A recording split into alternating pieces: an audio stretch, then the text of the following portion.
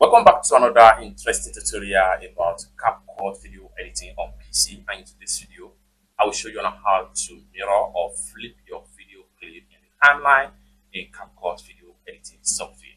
Let me show you how. So the very first thing you want to do is to have the video in the timeline right here. The next thing you want to do is you right click on the timeline.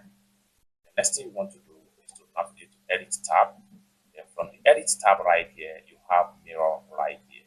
So once you click on mirror, it flips just like what you see right here. So if this is exactly where you want to flip, you can do. In another way around, you might decide to flip it away, whether horizontal flip or vertical flip. Go ahead and then right click on the timeline, then navigate to edit tab.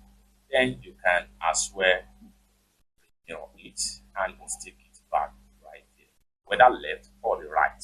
Everything is very much possible as far as CapCut video editing is concerned.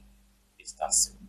For more tutorial tips and tricks on how to use your CapCut video editing software on PC, consider subscribe. Thank you so much for watching, and I hope to see you in my next video.